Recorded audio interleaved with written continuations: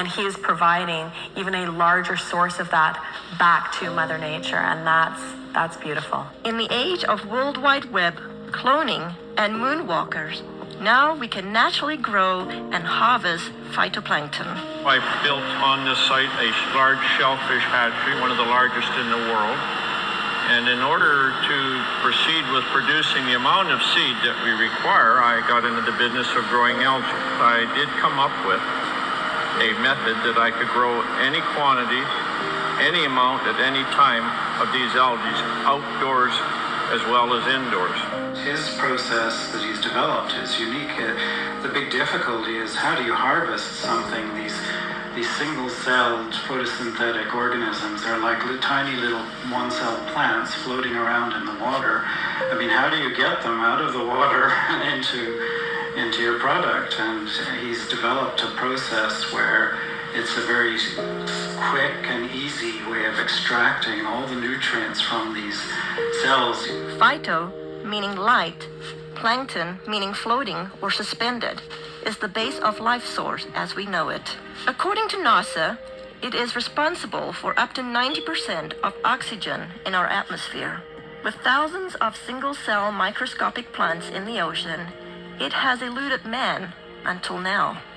You know, I'm just grateful that I was chosen to find this product because it's been very elusive. It's eluded man until now, and here we have it, and I'm going to help as many people as we can, I hope. Throughout history, necessity continues to be the mother of all invention. He was creating the phytoplankton to feed his shellfish, and as the business grew, his health started to deteriorate, and I used to think that he was just maybe overworked or, tired, and he ended up getting diagnosed with some pretty serious illness about a year ago. They had diagnosed me with quite a serious cancer. In fact, a very serious cancer. It's called mesothelioma, and there's only about 2,000 cases a year in North America. Nobody survives. With just 9 weeks to a few months to live, Mr. Harper did the unimaginable. I was not expecting what I heard. They basically gave him 9 weeks to 9 months to live. Well, it was a pretty big blow, so trying to get my affairs in order, which had to be done. We then, just basically settled down for me to start slowly, dying. I had to go down and pick out his grave plot, and that was a really, just a very horrible, raw, vulnerable time. While all this was happening, getting ready for his surgery, we'd all been giving him a bit of a hard time because he had been eating phytoplankton out of the tanks at work. And I was actually getting pretty upset with him about doing that because it's for whales, it's for oysters, it's for fish, it's for krill. So I said, are you crazy? He's literally sticking his finger in the tanks and eating this stuff raw. I started on a daily routine of just taking a bit of paste, putting it in my mouth, and wash it down with a drink of water and go about my daily business, what I could do. And within about 10 to 15 days, here I am starting to less pain in my back. I knew that something was going on, so I just kept eating half a teaspoon of this paste a day. I was booked to go for surgery in Victoria where they're going to do what they call a talc treatment, and they take a medical grade talking powder, they introduce it into between your lungs and your pleural lining and keep you in the hospital for a few days. And that there causes your lungs to fuse together, and it stops you from drowning in your own fluids that have built up. The head surgeon came out and had a very odd look on his face. I said to my mom, oh my God, something's happened. My dad's died. And I was just shaking and panicking. And the surgeon came up to me and he said, I don't know what's going on here, but there's a strange foreign white substance covering your dad's tumors in his lungs, and we've never seen anything like it before. Well, lo and behold, they went in there to have a look, saw something they never seen before, took 11 sites, sent them away for biopsy, and I got the news back. Everything was benign. They did not know what to make of it. Everything was absolutely clean. Well, the surgeons are saying that they don't know what I had. They don't know if what I created and I'm taking had any effect on the cancer. All they can tell me is they've never seen what they saw inside of me, and I attribute this to my algae. I fully believe that with all my heart. I do moderate exercise every day. I watch what I eat. I lead a very normal life. And as a bonus, I've lost weight and I've tried dieting all my life because I'm a diabetic, or I was a diabetic. If it's a coincidence or not, I don't know. But anyway, my blood sugar started dropping, my weight started falling off, and I ended up by probably within about a 6-month period, here I am no longer requiring insulin, and I was taking 88 units a day of insulin, and I now can eat just about what I want in moderation, and I have no elevated sugar levels, and I feel fabulous. The potential benefits far outweigh the painstaking process to create even a teaspoon of a concentrated finished product. Well, we can do in a neighborhood of, in the winter months, about 25 ton of product. Summer months up to 45 metric tons a day. And just as an example, these tanks you see beside me here, it would require 10 of these tanks of algae to give me one of these, which is an 8-ounce container. So if you look at that, think about the magnitude of growing equivalent to 45 metric tons a day. That's quite a remarkable feat, because there's billions upon billions just in these 3 tanks, and we can grow them in a 1 million liter tank. So, and that's what we get our 25 or 40 ton a day from. With 8 million liter tanks using nature's elements, Mother Nature's kitchen has the capacity to nourish the world. It boasts a nutritional analysis second to none, including pigments, diatoms, and xanthophylls. You know, in spring in the northern hemisphere, when the light conditions are right and the nutrient conditions are right, there's a spring bloom, and you get hundreds of diatom species blooming. So they're producing pigments. There's a complement of amino acids, fatty acids, and vitamins.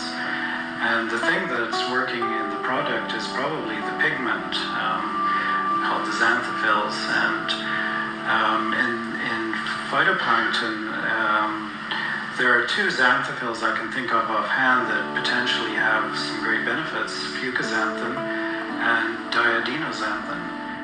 With this scientific breakthrough, it's no wonder experts from all over the world are clamoring to get their hands on phytoplankton. We've had calls from Asia, we've had calls from the UK, we've had calls from many from the States, all over Canada.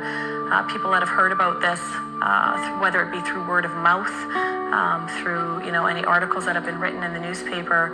But this is a product that is in such huge demand, and it's very interesting when we're getting phone calls from people within the medical system or within the holistic healing, people that are really taking a stand around their health, that are looking for something. The world really is coming to our door requesting, the product.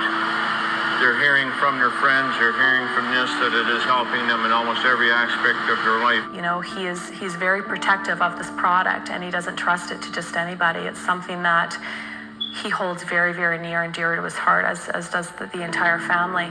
Even through such demand, those who partake this precious product are embracing health in a way like never before. A really good friend, and he had this problem with dandruff. We tried everything with him. Nutritional approaches, we've tried. Emotional approaches, we've tried. Adjustments, anything you could think of. He came into my office one day, and he literally bent over and did this. He does that, and I'm looking. There's nothing. And I couldn't believe it. And then he says, well, I got this stuff. And it turned out to be the plankton, the phytoplankton. And I said, well, what did you do with it? Did you put it on your head? He said, no, I just took it internally. And I said, well, how long have you been doing this? And it wasn't even a week. It wasn't even a week till it was completely gone.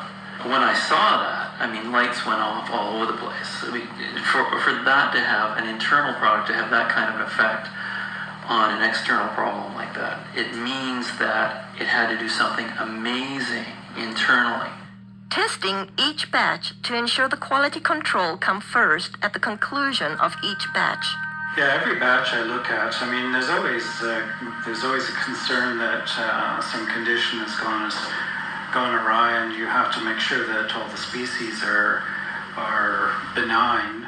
Whether it will be your health, energy, pH, or just life force, let phytoplankton work with your body the way it works with Mother Earth. The thing about phytoplankton was it had such amazing results. I had to go to the books to find out what's happening. So the first thing I looked at was most people, well, everybody had this amazing change with their muscular systems, and also the people had noticed that they weren't hungry, so their sugar levels had changed. So if you go down to a cellular level, what part of the cell actually has an effect on sugar level? Well, if you look at the cell, there's a part of the cell called the mitochondria. And I think, I can't prove this, but it's logical. The common sense thing says that insulin resistance is because the cell can't handle the sugar anymore, and it says no more.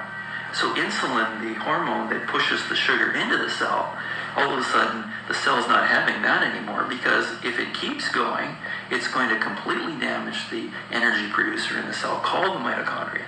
And if it does that, the cell is dead, because 90% of all the functions in that cell rely on the mitochondria to produce an energy molecule called ATP.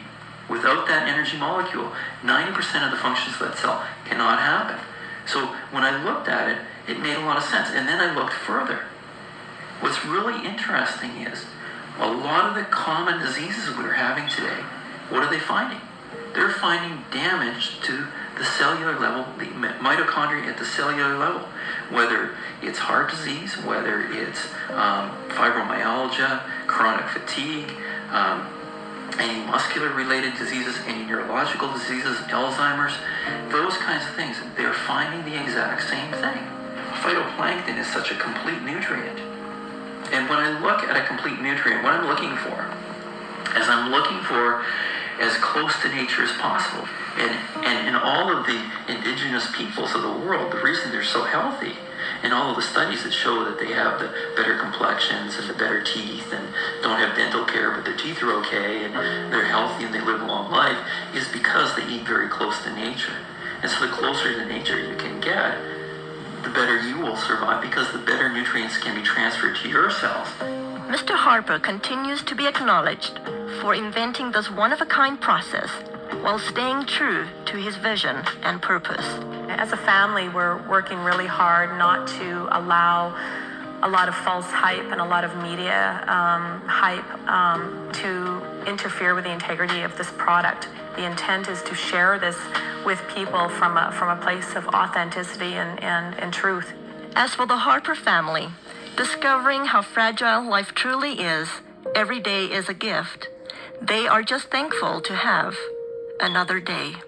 Thankfully, was insightful enough to see that this needed to stick around, and he needed to stick his finger in that tank of algae and start eating it. And I to this day am floored that he trusted himself enough, especially when his body was that worn down and he was that sick. He still had enough intuition and enough of a gut feeling and connection with his heart to truly go with his instinct. And his instinct was to stick his finger in that tub of phytoplankton and eat it. Another day